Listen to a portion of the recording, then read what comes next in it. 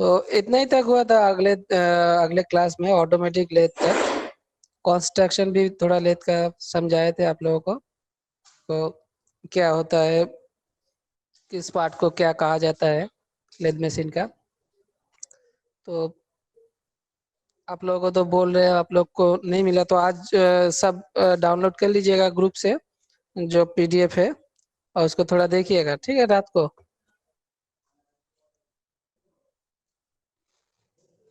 तो जितना हुआ था उसके बाद से शुरू करते हैं।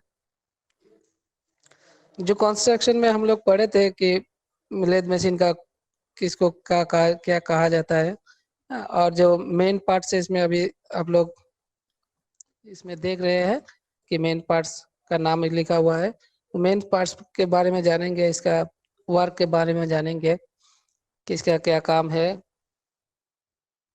ठीक है। तो पहले चलते हैं बेड। बेड भी शायद आप लोगों को पढ़ाए थे, बेड पढ़ाए थे, याद है?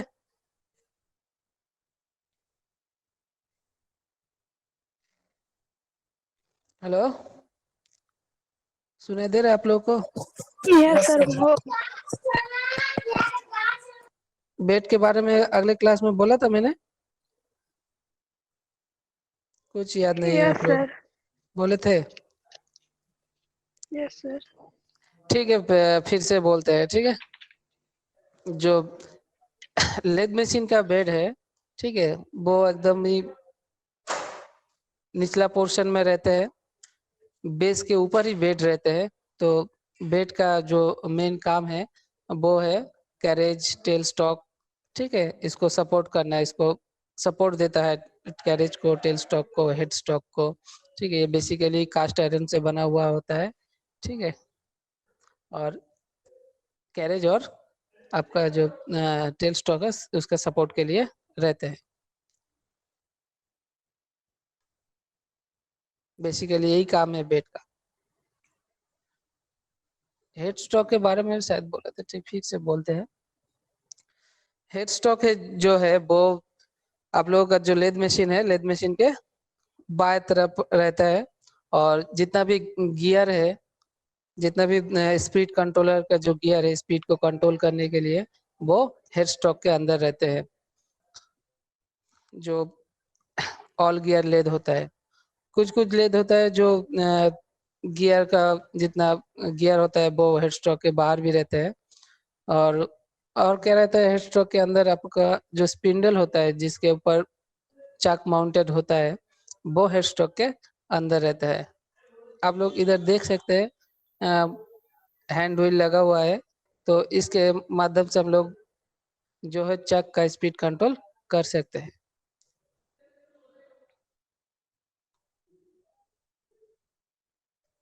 नेक्स्ट आते हैं टेल स्टॉक। टेल स्टॉक कहाँ रहता है? अगले क्लास में बताया था, कोई हमको बताए टेल स्टॉक कहाँ रहता है लेद मशीन में? बेड के सर ऊपर राइट राइट साइड। साइड में। राइट साइड में रहता है। और बेसिकली इसका काम क्या है? To support the long work piece, जो लॉन्ग वर्क पीस होता है उसको सपोर्ट करने के लिए टेल स्टॉक का यूज होता है। और भी काम है, देखिए operations like drilling, tapping, rhyming, सभी टेल स्टॉक की मदद से करा जाता है, ठीक है। तो ये जो तीनों पॉइंट है इसको अच्छी तरीके से याद कीजिएगा, बहुत ही वाइटल पॉइंट है। टेल स्टॉक लेद मशीन के किस तरह किस साइड पे रहता है और किस काम के लिए यूज होता है, ठीक है, इसको बढ़िया से याद कर लीजिएगा। कैरेज, कैरेज जो होता है 4 तरह का पार्ट से बना होता है, ठीक है। इसका जो मेन पार्ट है वो 4 ठो मेन पार्ट है। एक तो है सैडल, एक तो है क्रॉस स्लाइड, एक तो है एप्रन और एक तो है कंपाउंड रेस्ट। तो सैडल कौन सा पोर्शन को कहा जाता है? ये जो आप लोगों का बेड दिखाई दे रहा, बेड का जिस पोर्शन में कैरेज स्लाइड होता है, ठीक है, मतलब कैरेज का जो वाला पोर्शन बेड के साथ अटैच रहता है उसी पोर्शन को सैडल कहा जाता है। देखिएगा इधर एरो से दिखाई, मतलब एरो से इधर इंडिकेट किया गया है, दिखाई दे रहा है आपको मेरा कर्सर जहाँ पर है?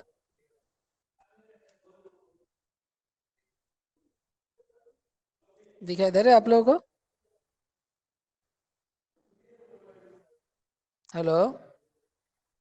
नो सर, नहीं देख पा रहे। No sir.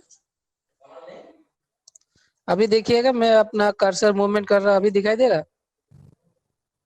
हाँ। सर किधर कर रहे हैं कुछ पता नहीं चल रहा है। सर नहीं दिख रहा है। अच्छा, तो इमेज तो दिखाई दे रहा है ना? इमेज, ये वाला जो इमेज है। यस सर, इमेज दिख रहा है। यस। हाँ, इसमें तीनों मार्किंग किया हुआ है, इंडिकेट किया हुआ है तीनों चीज। Yes sir, tool post, compound rest और क्रॉस स्लाइड। टूल पोस्ट दिखाई दे रहा है आपको? सैडल नहीं दिखाई दे रहा? देखिए इधर सैडल भी लिखा हुआ है, किस साइड में सर? बायां साइड में। सर यहाँ तो नहीं है। सेडल नहीं है सर। सैडल नहीं है। No sir. टूल पोस्ट है, कंपाउंड रेस्ट है, क्रॉस स्लाइड है।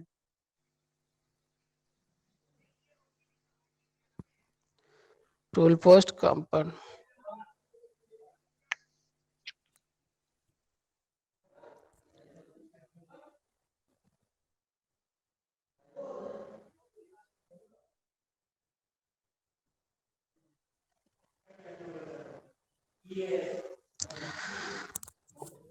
ओके, तो आप इसको सिर्फ याद रखिएगा, जो बेड है, बेड के ऊपर जो वाला कैरेज का जो वाला हिस्सा टच होकर रहता है वही वाला सैडल है। ठीक है, इतना याद रखिएगा। बेड के ऊपर जो पोर्शन रहता है, जो बेड के ऊपर कैरेज का जो वाला पोर्शन टच होकर रहता है उसी को सैडल कहते हैं। ठीक है, सैडल के मदद से ही बेड के ऊपर जो है स्लाइड होता है कैरेज। ठीक है, इतना याद रखिएगा, तब समझ में आ जाएगा कौन वाला पर्सन सैडल है। ठीक है, सैडल के ऊपर जो हिस्सा रहता है, ठीक है, उसको क्रॉस स्लाइड कहा जाता है। क्रॉस स्लाइड तो दिखाई दे रहा है ना? क्रॉस स्लाइड का आपका जो एरो, वो वाला दिखाई दे रहा है ना? यस सर, क्रॉस स्लाइड दिखाई दे रहा है। अच्छा, तो ये जो क्रॉस स्लाइड जहां पर है उसके ठीक नीचे वाला पोर्शन ही सैडल है। ठीक है, और सैडल के ठीक ऊपर ही क्रॉस स्लाइड रहता है। तो क्रॉस स्लाइड का क्या काम क्या होता है? क्रॉस स्लाइड जो है वो क्रॉस वाइज मूवमेंट करता है। अगर किसी मेटल को काटना होता है क्रॉस वाइज, तो हम लोग क्रॉस स्लाइड का मूवमेंट करके उस मेटल को काट सकते हैं। समझ में आया?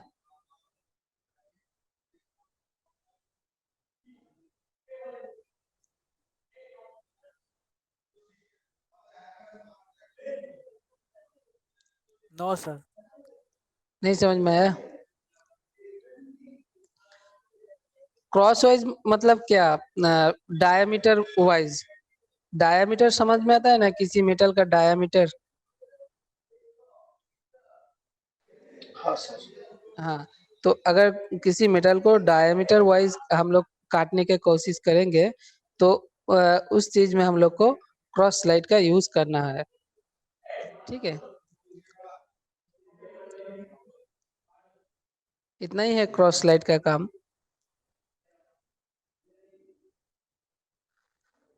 उसका ऊपर है, क्रॉस स्लाइड के ठीक ऊपर ही रहता है कंपाउंड रेस्ट, या फिर कंपाउंड स्लाइड भी कहा जाता है इसको।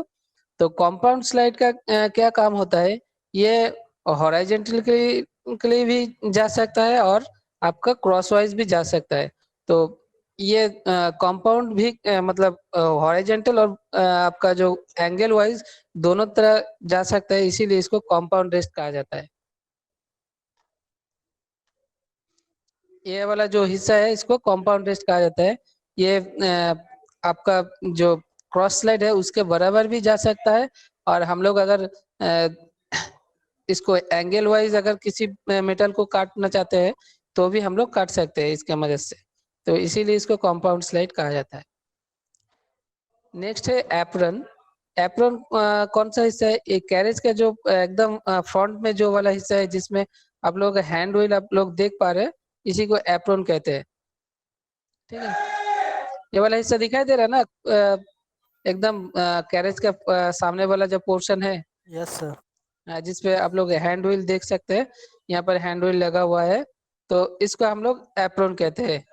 इस एप्रोन में ही आपको आपका जो दो तरह का मैकेनिज्म देखने को मिलता है, इधर रैक और पिनियन का मैकेनिज्म है।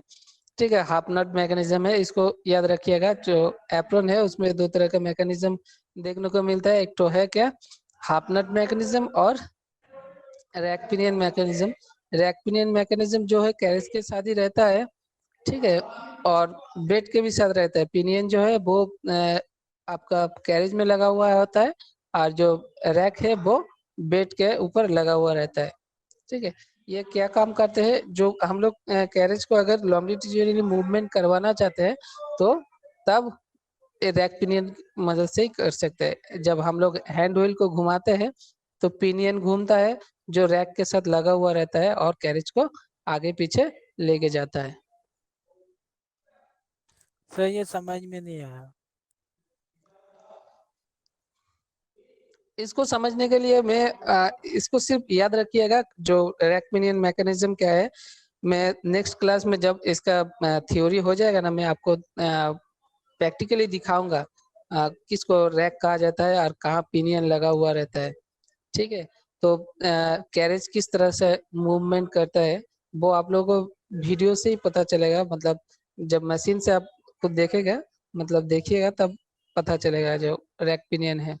ठीक है, इतना ही याद रखिएगा। इधर आपको शायद दिखाई दे रहा होगा एक तो इधर मेरा कर्सर दिखाई दे रहा है इमेज पे।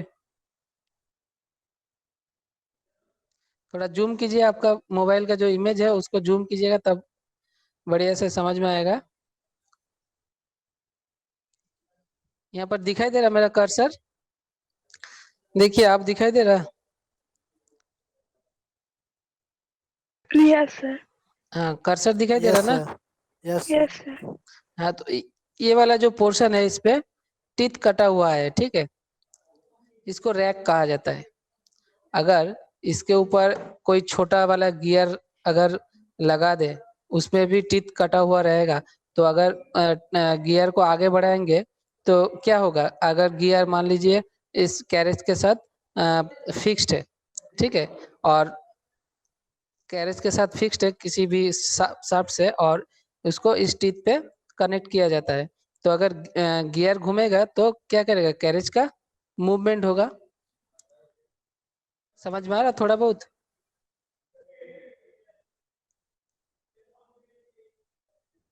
कुछ धनीराम, भी समझ में नहीं, समझ में आ रहा कुछ भी सर।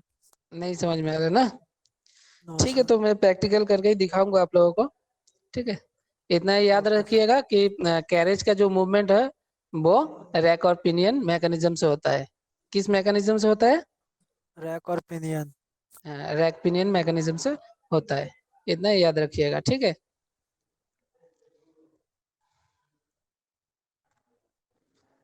ओके, तो नेक्स्ट स्लाइड में चलते हैं।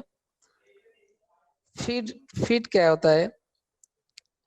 फीड वो चीज होता है, अगर मान लीजिए हम लोग का जो हैंड व्हील रहता है उसका एक, इसको एक बार घुमाएंगे तो, ठीक है, तो हम लोग का जो टूल रहता है जिससे मेटल काटता है, तो एक पाक मतलब एक सर्कल घुमाने से जितना फॉरवर्ड होगा वो टूल, उसी को हम लोग फीड कहते हैं। ठीक है, तो फीड तीन तरह का होता है, आप लोग यहाँ पर देख सकते हैं। एक तो है लॉन्गिट्यूडिनल, और एक तो है क्रॉस फीड, और दूसरा है एंगुलर फीड। एंगुलर फीड किस, लॉन्गिट्यूडिनल जो फीड होता है वो होता है आपका कैरेज में लगा हुआ हैंड व्हील से, और जो क्रॉस फीड होता है वो कैरेज के ऊपर जो क्रॉस मतलब आप लोगों को दिखाया पहले ही, यहाँ पर जो है क्रॉस स्लाइड जो होता है, क्रॉस स्लाइड से कौन सा फीड होता है, क्रॉस फीड होता है। और जो एंगुलर फीड है वो किस चीज से हम लोग पाते हैं, वो कंपाउंड रेस से पाते हैं। ठीक है, इसको याद रखिएगा। जो लॉन्गिट्यूडिनल फीड है वो ये वाला जो एप्रन के सामने जो हैंड व्हील लगा हुआ है दिखाई दे रहा है ना जो मेरा कर्सर है, जो हैंड व्हील है? Yes sir. हाँ, तो यस अगर सर। तो लॉन्गिट्यूडिनल जो फीड होता है वो इस हैंड व्हील से हम लोग को मदद से मिलता है। हैंड व्हील्स को घुमाने से कैरेज जो होता है वो लॉन्गिट्यूडिनली मूवमेंट करता है, वो आगे भी जा सकते हैं पीछे भी जा सकते हैं, ठीक है। तो इस चीज से हम लोग को लॉन्गिट्यूडिनल फीड मिलता है। दूसरा जो है क्रॉस फीड, जो क्रॉस स्लाइड से मिलता है। और तीसरा जो फीड है वो एंगुलर फीड, वो किस चीज से मिलता है? वो कंपाउंड स्लाइड से मिलता है। तो इतना ही याद रखिएगा, लेद मशीन में 3 तरह का फीड देखने को मिलता है। एक तो है लॉन्गिट्यूडिनल फीड, एक तो है क्रॉस फीड, और तीसरा है एंगुलर फीड। ठीक है, सबको समझ में आया ना? सर कुछ ठीक से समझ में नहीं आ रहा। क्या समझ में नहीं आ रहा? फीड समझ सर में नहीं आ रहा? No sir. टूल, टूल समझ में आया ना? टूल किसको कहा जाता है? क्या टूल के बारे में टूल समझ में आया ना? टूल क्या होता है? जो लेद मशीन का, लेद मशीन में अगर किसी हम लोग मेटल को काटने जाएंगे, जिस चीज से काटेंगे उसको टूल कहते हैं। इतना समझ में आया? Yes sir. हाँ, अगर टूल का जो मूवमेंट होता है, ठीक है, टूल को आगे पीछे हम लोग जिस चीज से लेके जाते हैं, ठीक है, वो 3 तरीके से हम लोग टूल को आगे पीछे लेके जाते हैं। एक तो है लॉन्गिट्यूडिनली, और एक तो है क्रॉस वाइज, और एक तो है एंगुलर वाइज। इतना समझ में आया? Yes sir. यस।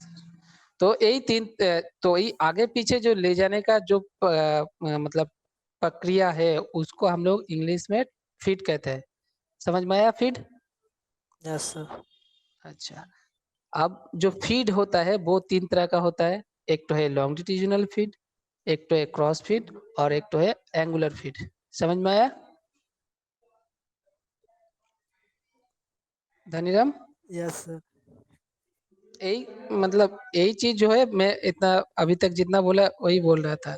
जो फीड होता है, मतलब जो टूल होता है, उसको आगे पीछे ले जाने का जो प्रक्रिया होता है, उसको ही हम लोग फीड कहते हैं इंग्लिश में। ठीक है, फीड 3 तरह का होता है। लॉन्गिट्यूडिनल फीड होता है, क्रॉस फीड होता है, एंगुलर फीड होता है। लॉन्गिट्यूडिनल फीड क्या है? कैरेज, कैरेज अगर आगे और पीछे जाता है तो उसको लॉन्गिट्यूडिनल फीड कहते हैं। जो क्रॉस फीड क्या होता है? जो आप लोग को दिखाया था, जो क्रॉस स्लाइड दिखाया था, आप लोगों का जो सैडल के ऊपर रहता है, उसका जो मूवमेंट अगर आगे पीछे होता है तो उसको हम लोग क्रॉस फीड कहते हैं। और क्रॉस स्लाइड के ठीक ऊपर ही जो कंपाउंड रेस्ट रहते हैं, उसके मूवमेंट को हम लोग एंगुलर मूवमेंट कहते हैं। ठीक है, तो अब देखिएगा इसको, टॉप स्लाइड इसमें दिखाई दे रहा है। ठीक है, तो यहाँ पर आप लोग समझ में आएगा। देखिएगा, ये वाला जो है इसको टूल पोस्ट कहते हैं। ठीक है, इस पे जो लगा हुआ है इसको टूल कहते हैं। अभी समझ में आ रहा है ना टूल क्या है? ये मेटल यस काटने सर। के लिए यूज होता है। ठीक है, तो ये देखिएगा, ये जो आदमी है इसका दोनों हैंड व्हील पे लगा हुआ है। इस हैंड व्हील को अगर हम घुमाएंगे तो जो हम लोग का जो 3 तरह का स्लाइड पड़े हैं ना, एक तो है आपका लॉन्गिट्यूडिनल जो है, और एक तो है क्रॉस स्लाइड, और एक तो है कंपाउंड स्लाइड। जिस स्लाइड को हम लोग घुमाएंगे, जिस हैंड व्हील को हम लोग घुमाएंगे, वो स्लाइड मूवमेंट करेगा। ठीक है, अगर इस स्लाइड का मतलब एक टर्न में, मतलब एक राउंड घुमाएंगे तो किसी भी स्लाइड का, ठीक है, तो टूल पोस्ट जितना आगे जाएगा या पीछे आएगा वही हम लोग का फीड हो गया। समझ में आया फीड? अगर यस ये सर। वाला जो हैंड व्हील है इसको हम लोग घुमाएंगे तो, ठीक है, तो क्या है, हमारा मेरा जो क्रॉस स्लाइड है वो आगे जाएगा, अगर पीछे की तरफ घुमाएंगे तो पीछे आएगा। तो घुमाने से जितना आगे जाता है या फिर पीछे आता है वही हम लोग का फीड होता है। ठीक है, अब जिसको घुमाएंगे, जिस तरीके से टूल पोस्ट आगे बढ़ेगा या पीछे जाएगा, उसको वही फीड कहा जाएगा। जो लॉन्गिट्यूडिनल फीड है, अगर ये वाला जो जॉब है इसमें देखिए स्टील लिखा हुआ है, इसका अगर इसके अगर लॉन्गिट्यूडिनल जाता है, मतलब इसका जो लेंथ है, लेंथ वाइज अगर टूल को आगे बढ़ाते हैं या पीछे लेके आते हैं तो उसको अगर आगे बढ़ाते हैं तो वो लॉन्गिट्यूडिनल फीड हो जाता है, ठीक है। अगर इसका जो डायमीटर है, अगर डायमीटर वाइज हम टूल को आगे बढ़ाते हैं तो वो क्रॉस फीड हो गया, यही है और कुछ नहीं है, ठीक है। और अभी सर देखिएगा, हाँ बोलो। स्टील जो है वो वर्क पीस है। हम्म, ओके। हाँ, जिसके ऊपर, जिस मेटल के ऊपर हम काम करेंगे उसको वर्क पीस कहते हैं, ठीक है। अगर यस। किसी मेटल के ऊपर मुझे डिजाइन बनाना है तो जिस मेटल के ऊपर हमको डिजाइन बनाना है उसको हम लोग वर्क पीस कहते हैं, या फिर जॉब पीस भी कह सकते हैं, या फिर जॉब भी कहते हैं इंजीनियरिंग के भाषा में। समझ में आया? Yes sir. ओके। तो इस पे क्या है, टॉप स्लाइड। टॉप स्लाइड किसको कहते हैं? जो एकदम टॉप पे जो स्लाइड रहता है उसी को टॉप स्लाइड कहते हैं। टॉप पे कौन वाला स्लाइड रहता है, याद है? एकदम टॉप पे जो स्लाइड रहता है उसका क्या नाम है? किसी को याद है? थोड़ी देर पहले ही पढ़ाया था आप लोगों को। जो टॉप पे रहता है उस स्लाइड का क्या नाम है? Compound sir. हाँ, कंपाउंड कंपाउंड रेस्ट, ठीक है। तो कंपाउंड रेस्ट। हाँ, तो कंपाउंड रेस्ट को टॉप स्लाइड भी कहा जाता है। इसके मदद से हम लोग किस तरीके का फीड हम लोग को मिलता है कंपाउंड रेस्ट से? एंगुलर फीड मिलता है। Angular feed. Yes angular. Hmm, और क्या है देखिएगा, जो टॉप स्लाइड है, टॉप स्लाइड के एकदम ऊपर रहता है टूल पोस्ट। टॉप स्लाइड के साथ ही रहता है टूल पोस्ट, ठीक है, एंड कटिंग टूल। जो कटिंग टूल होता है वो और जो टूल पोस्ट होता है वो टॉप स्लाइड के ऊपर रहता है। टूल पोस्ट क्या है और कटिंग टूल क्या है? कटिंग टूल के बारे में पहले ही बताया। जो मेटल को काटने के हम लोग यूज करते हैं उसी को कटिंग टूल कहते हैं। वो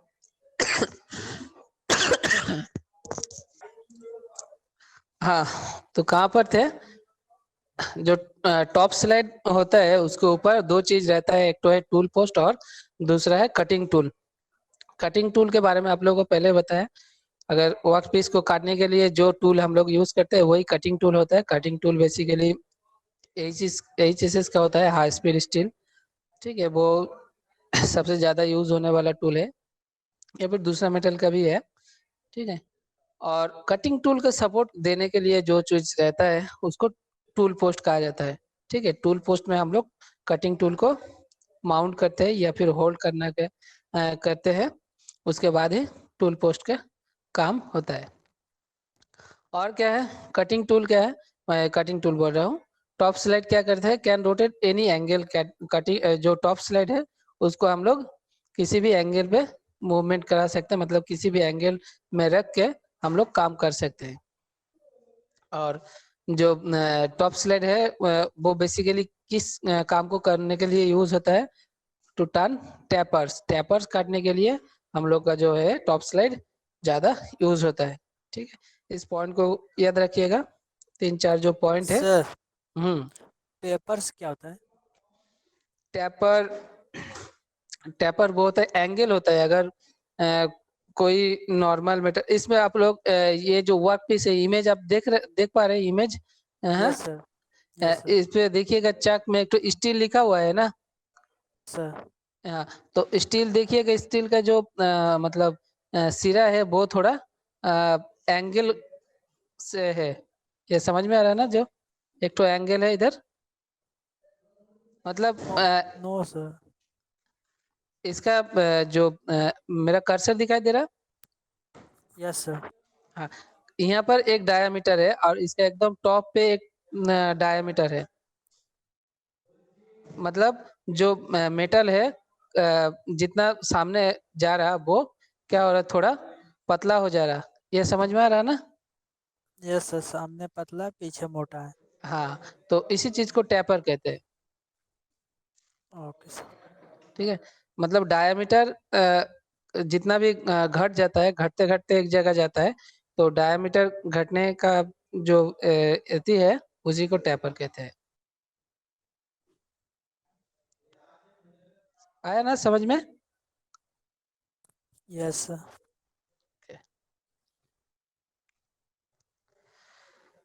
अब देखिएगा टूल पोस्ट। टूल पोस्ट कहाँ रहता है?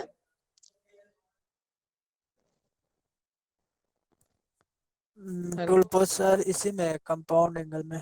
हाँ, एंगल नहीं, कंपाउंड रेस्ट में रहते हैं। कंपाउंड ठीक रेस्ट है। में। हाँ, यस सर। तो टूल पोस्ट जो बेसिकली है वो टूल आपका जो कटिंग टूल है उसको होल्ड करने के लिए रहता है। दो तरह का टूल पोस्ट आप लोग यहाँ पर देख पा रहे हैं। ठीक है, एक तो है यूनिवर्सल है जो चारों तरह का, मतलब हम लोग इस पे चार तरह का टूल एक साथ लगा सकते हैं। ठीक है, और इस पे ऊपर वाला जो इमेज है इस पे हम लोग एक तरह का ही टूल लगा सकते हैं। ठीक है,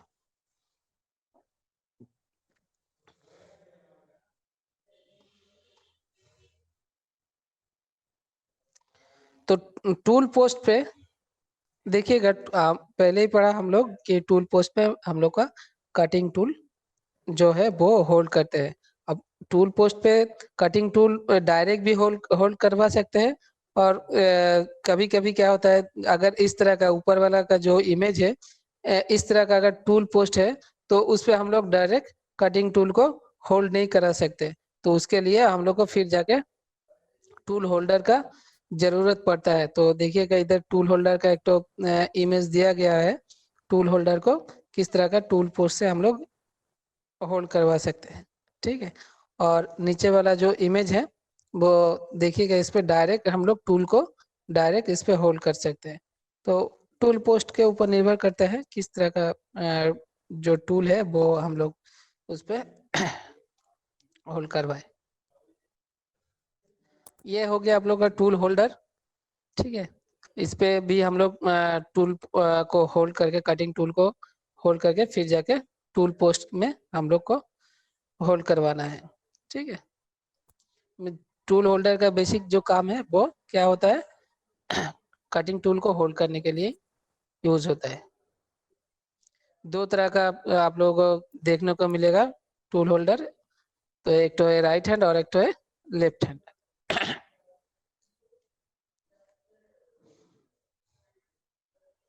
कटिंग टूल का देखिएगा, देखिए कटिंग टूल का इमेज भी यहाँ पर दिया हुआ है। यही जो टूल है मेटल को काटने के लिए यूज होता है।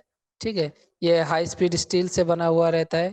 कभी कभी टंगस्टन कार्बाइड से भी बना हुआ रहता है। टंगस्टन कार्बाइड जो है बहुत ही कॉस्टली टूल कटिंग टूल है ये।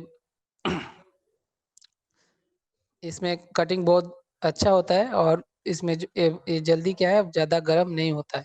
ठीक है, इसके लिए इसका जो लॉन्जेविटी है वो ज़्यादा रहता है।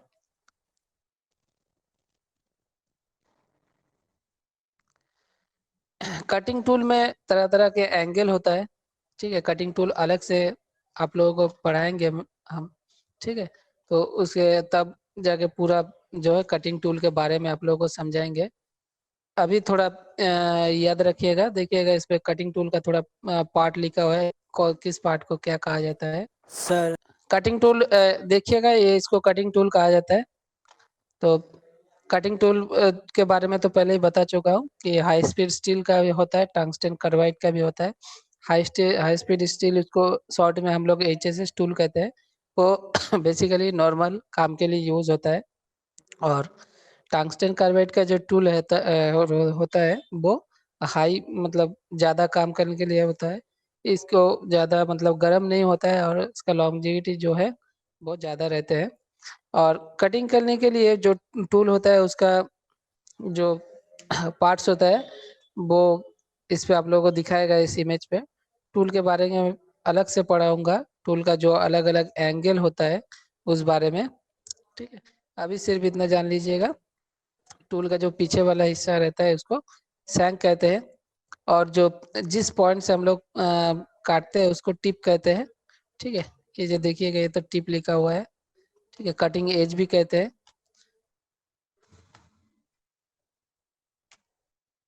ओके, ये ये वाला इमेज दिखाई दे रहा है आप लोग को? Hello, yes sir sir. वही। अच्छा, जो एप्रोन के बारे में आप लोगों को पढ़ाए थे, एप्रोन जिसको बोल रहे थे। इस इमेज पे आप एप्रोन को अच्छी तरीके से देख सकते हैं कि ये वाला जो हिस्सा होता है ना लेद में कैरेज का, इसमें नहीं दिख रहा है। सर ये तो वही दिख रहा है, कटिंग कटिंग टूल दिख रहे हैं। कटिंग टूल दिखाई दे रहा। Yes sir. ओके, तो देखिएगा जो एप्रोन है इसको एप्रोन कहते हैं। ये वाला जो है एकदम देखिए एकदम बढ़िया से इस इमेज को दिखाया गया है एप्रोन जो है। तो इस पूरा मतलब ये वाला जो है पूरा कैरेज है, कैरेज का जो फ्रंट पोर्शन है उसको हम लोग क्या कहते थे, एप्रोन कहते थे। आप देखिएगा इस पे अलग अलग नाम दिया हुआ है।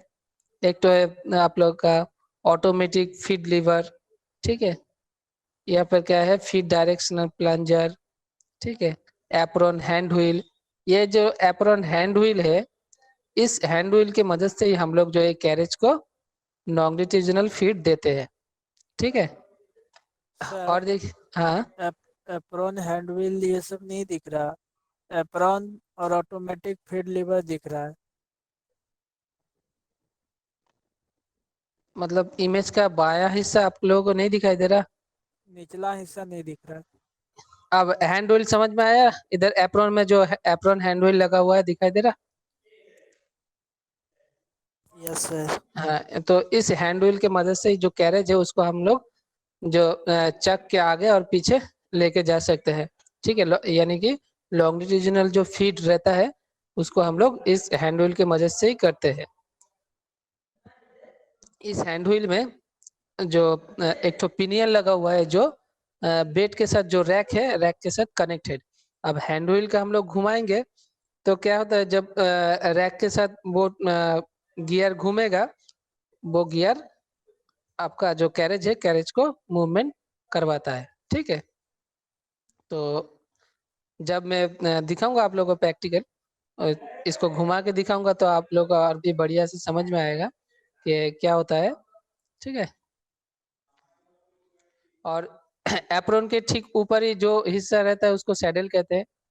अब सैडल के ठीक ऊपर का जो हिस्सा रहता है वो क्रॉस स्लाइड है। क्रॉस स्लाइड दिखाई दे रहा है ना, क्रॉस स्लाइड देखिए राइट तरफ एरो करके दिखाया गया है क्रॉस स्लाइड। यस सर दिखाई दे रहा है। हाँ, अब जो क्रॉस स्लाइड का जो हैंडल है वो भी दिखाई दे रहा है, देखिए लेफ्ट साइड में एप्रोन व्हील के ठीक बगल में ही है, ठीक है। मेरा कर्सर जहाँ पर है ठीक वहीं पर है क्रॉस फिट स्क्रू हैंडल लिखा हुआ है। तो ये वाला जो हैंड व्हील है इसको अगर घुमाएंगे तो cross slide cross wise movement होगा, ठीक है, मतलब आगे जाएगा और पीछे आएगा क्रॉस स्लाइड, ठीक है। क्रॉस स्लाइड के ठीक ऊपर ही आप लोगों का जो है कंपाउंड रेस्ट है। कंपाउंड रेस्ट को अगर घुमाएंगे तो क्या क्या होगा, कंपाउंड रेस्ट आगे पीछे जाएगा या फिर इसको अगर एंगल कोई भी एंगल हम लोग कर सकते हैं, ठीक है, वो उस एंगल पे भी मूवमेंट करता है। तो इस ये जो कंपाउंड रेस्ट है वो क्रॉस वाइज मूवमेंट भी कर सकता है, ठीक है, और लॉन्गिट्यूडिनल जो मूवमेंट है वो भी कर सकता है और एंगुलर मूवमेंट भी कर सकता है। इसीलिए इसको कंपाउंड रेस्ट कहा जाता है। 3 तरह का मूवमेंट इस कंपाउंड रेस्ट में मिलता है हम लोग को, इसीलिए इसको कंपाउंड स्लाइड कहा जाता है या फिर कंपाउंड रेस्ट कहा जाता है, ठीक है। ओके, आप देखते हैं जो लेद मशीन का एक्सेसरीज है वो देखते हैं। एक्सेसरीज मतलब सर? हाँ, एक्सेसरीज मतलब? एक्सेसरीज मतलब पुर्जा कहते हैं, हिंदी में पुर्जा कह सकते हैं। पुर्जा समझ में आता है ना? No sir. नहीं समझ में आता है? एक्सेसरीज का हिंदी क्या कहेंगे? एक्सेसरीज मतलब उसके साथ और क्या क्या मिलता है। अगर एक तो लेद मशीन है, ठीक है, उसके यस साथ सर। और क्या क्या लगा हुआ रहता है उसका पार्ट्स भी कह सकते हैं हम लोग, यस सर। ठीक है। तो इससे पहले भी उसका पार्ट्स के बारे में हम लोग जाना था।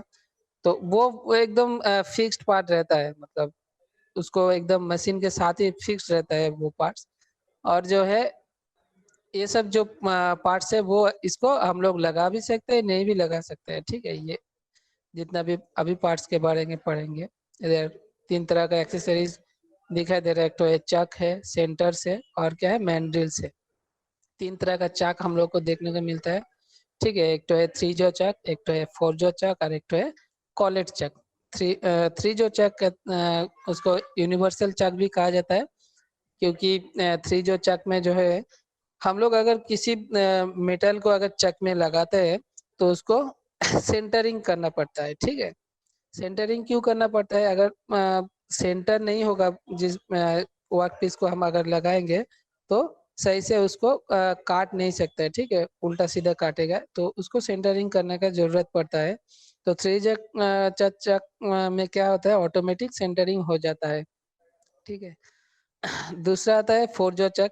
4 जो चक में मैं इसका इमेज दिखा के आप लोगों को समझाऊंगा। 4 जो चक में 4 ठो जॉ रहता है, इसीलिए इसको 4 जो चक कहते हैं। इसमें हम लोग इरेगुलर शेप भी हम लोग लगा के काट सकते हैं और रेगुलर यानी सिलिंड्रिकल कोई भी मेटल को लगा के भी काट सकते हैं। ठीक है। कॉलेट चक जो होता है वो एकदम बहुत ही प्रिसीशन कोई अगर काम करने के लिए कॉलेट चक का यूज होता है। इसमें आपका जो सेंटरिंग है वो बहुत अच्छी तरीके से हो जाता है। ठीक है। सेंटर सेंटर 3 तरह का 4 तरह का हम लोग सेंटर इधर दिखाई दे रहा है। एक तो है लाइव सेंटर। लाइव सेंटर किसको कहते हैं पहले भी बता चुका हूँ, क्वेश्चन में भी आया था। अगले दिन आप लोग एग्जाम दिए थे ना यस सर। सैटरडे को, तो उसमें शायद लाइव सेंटर का एक तो क्वेश्चन था। अटेम्प्ट किए आप लोग?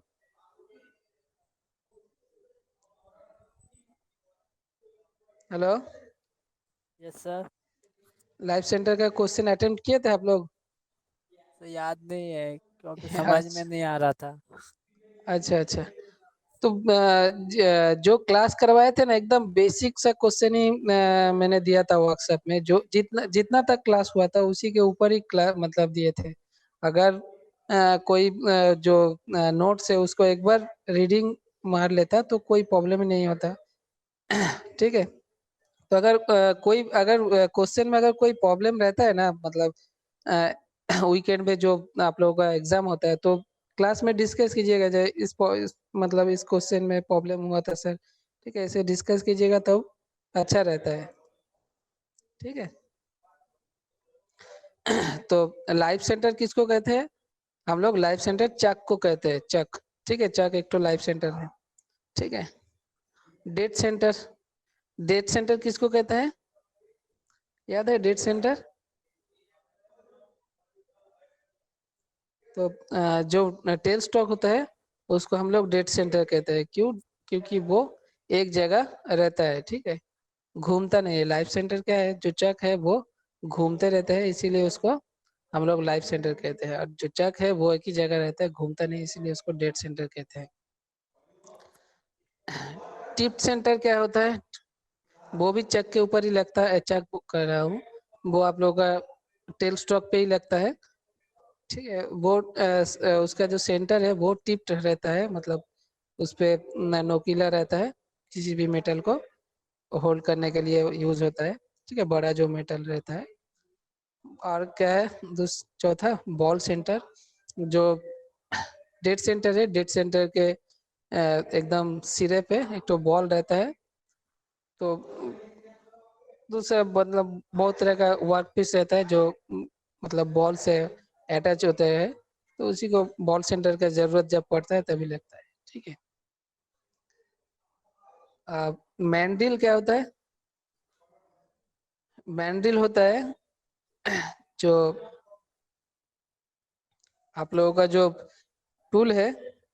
ठीक है, तरह तरह का तो टूल होता है। पहले देख लीजिएगा मैंडिल कितना टाइप का मैंडिल है।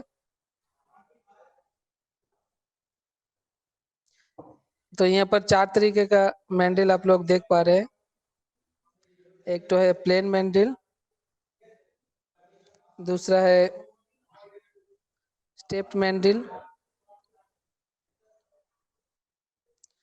और तीसरा है कॉलर्ड मैंडिल, और एक है स्क्रू मैंडिल।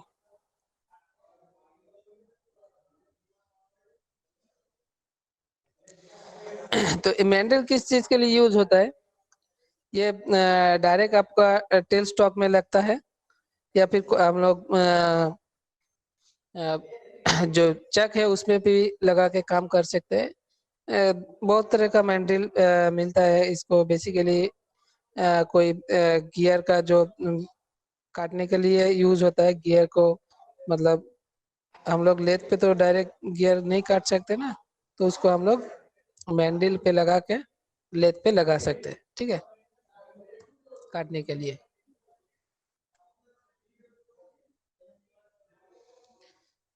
नेक्स्ट जो है स्पेसिफिकेशन है। अभी स्पेसिफिकेशन हम लोग नहीं पढ़ेंगे आज, नेक्स्ट क्लास में पढ़ेंगे स्पेसिफिकेशन इसका।